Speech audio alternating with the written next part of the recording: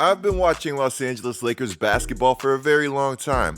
My dad is one of the biggest Lakers fans that I know, so regardless of if I even like the Lakers or not, they were always going to be on our television, which I'm not mad about, because thanks to my dad, I was fortunate enough to watch some of the best players in the game do what they do best.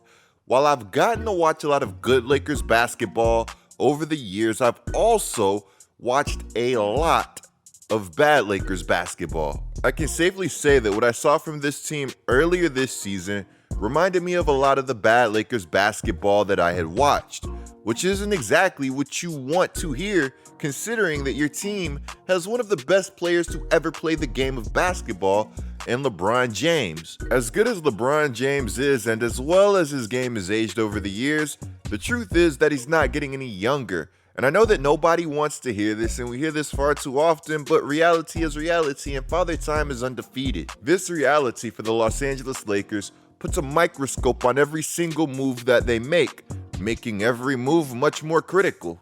Guys, let's just say that this video, we have a massive update on what the future of the Los Angeles Lakers could potentially hold, but first, today's content is brought to you guys by SoRare NBA. With SoRare, you build teams by buying, selling, collecting, and trading officially licensed digital player cards to compete with them in fantasy games, just like a general manager would. SoRare is definitely elite, so elite that I'm advising you guys to join my league ASAP. Once you join my private league, you'll be able to play me in weekly NBA tournaments. There's no cost to enter, and you'll get updates on this channel on how the league is doing. And best of all, the winner of next week's limited contender tournament will win a $100 NBA store gift card. Use the link in the description below to sign up for SoRare and to join my private NBA league. If you sign up using the link, you'll receive 20 free common cards to help you get started. With these cards, you can enter into my common pickup tournament. But if you want a chance at prizes like NBA store gift cards, remember, my limited contender tournament is the way to go. Now let's get back to the content. The Lakers' 2-10 start to this season wouldn't do Pelinka any favors. It left everybody doubting his ability as a GM, even though he recently helped this Lakers team win a chip back in 2020.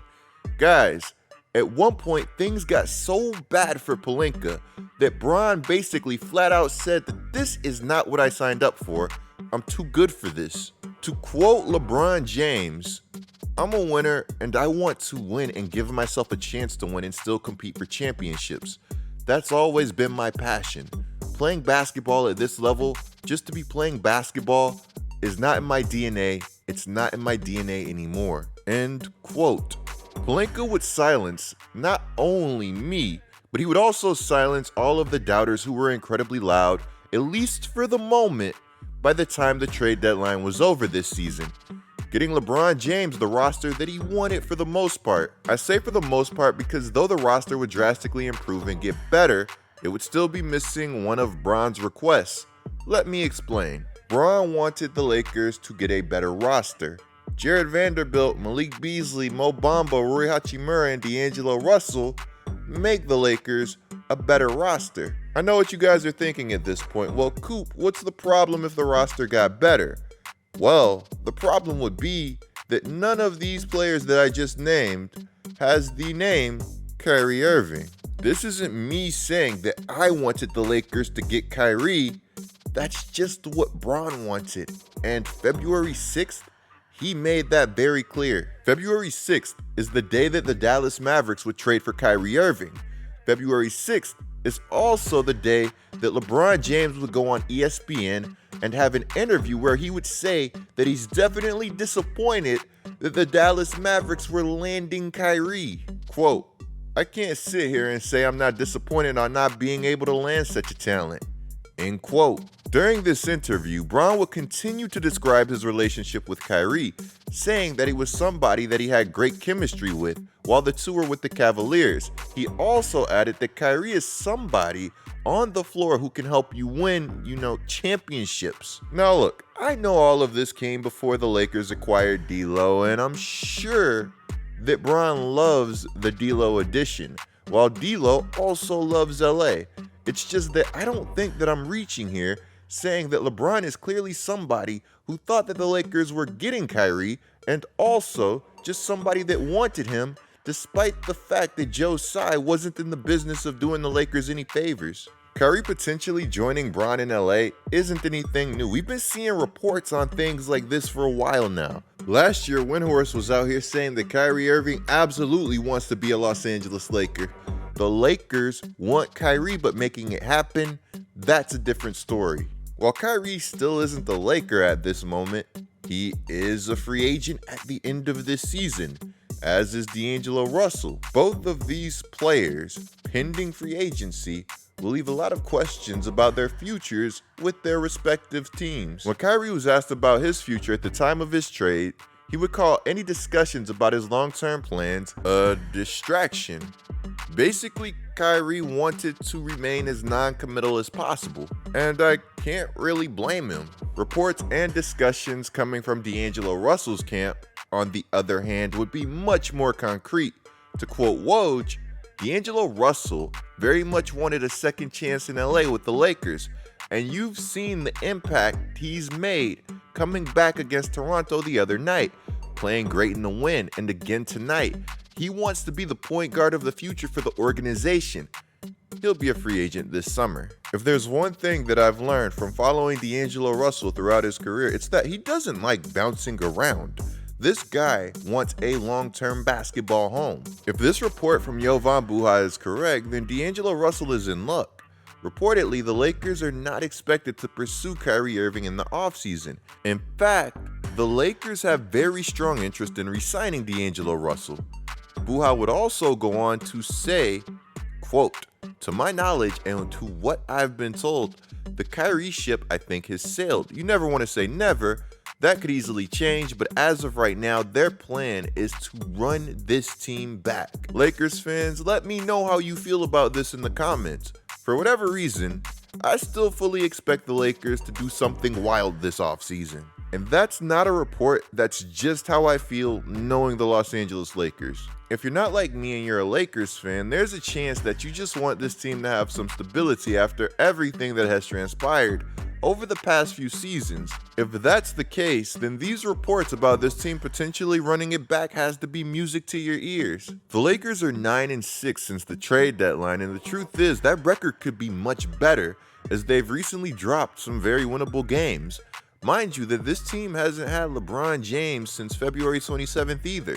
Pre-trade deadline, without Bron, this team would only go 4-7, making that 9-6 that we were just talking about look that much better. Now I know there's some context in there missing, but let me have this. There's no other way to put it.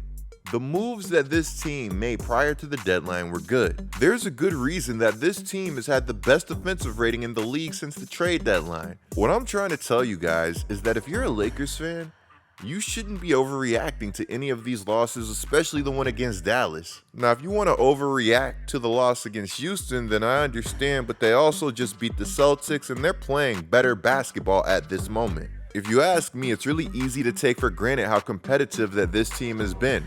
The same way it's really easy to take for granted the solid season that D'Angelo Russell has been having. D'Angelo Russell is averaging 18 points, 3.1 rebounds, and 6.1 assists on 46.5% from the field and 39.1% from deep. While he's definitely not Kyrie Irving, that's fine. He's younger, only being 27. He's cheaper. You don't have to possibly sacrifice all of your depth to get him. And he's more likely to be available to suit up when it's game time, which is very important considering that your stars are injury prone. Now, if you were to trade one of those stars, then this looks like a completely different conversation, but we're not in position to have that one yet. That being said, I do know that some people are becoming very frustrated with Anthony Davis. On the other side of things, while I will admit that D'Lo provides more stability, Kyrie Irving is Kyrie Irving. Kyrie Irving is much more likely to carry a team as a number one option, doing things like, I don't know, scoring 38 points while going 14 of 23 from the field. He's also much more likely to draw a silly amount of attention on a final possession while throwing a dart out of an aggressive double team to find the open teammate who knocks down the game-winning shot. They're into their action. Got to get it in. Lakers, they find Kyrie.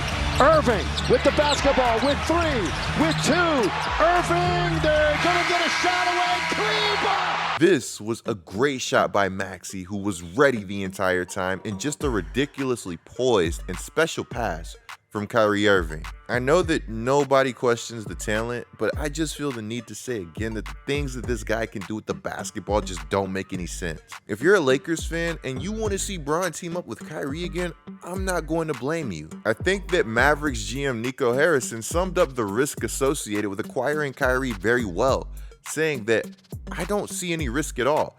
I actually see the risk in not doing it. There's a reality where the Lakers don't get Kyrie this offseason, and he finds his way onto another powerhouse. If the Lakers' goal is to just be competitive, and they plan to start looking towards the future, then that's not a problem. But if it's to compete for a championship, then allowing him to go somewhere else really could be a conflict of interest, assuming he's locked in. With all of that being said, who really knows what the future holds for Kyrie? Personally, I still think that him and Luka can be special, and I'm going to enjoy every second of it. I know that the Mavericks are still figuring things out, and they're an imperfect team, but when they're on, they're incredibly fun to watch. Now, while I wouldn't overreact to a few L's as a Lakers fan, if you wanted to overreact to this news from Windhorse that says that LeBron is not close to returning, then I would completely understand. To quote the report, LeBron is not close to returning from what I'm told. I know everybody said 3 weeks, but I think it was very clear 3 weeks is when he will get an official reevaluation. It didn't mean that he was coming back in.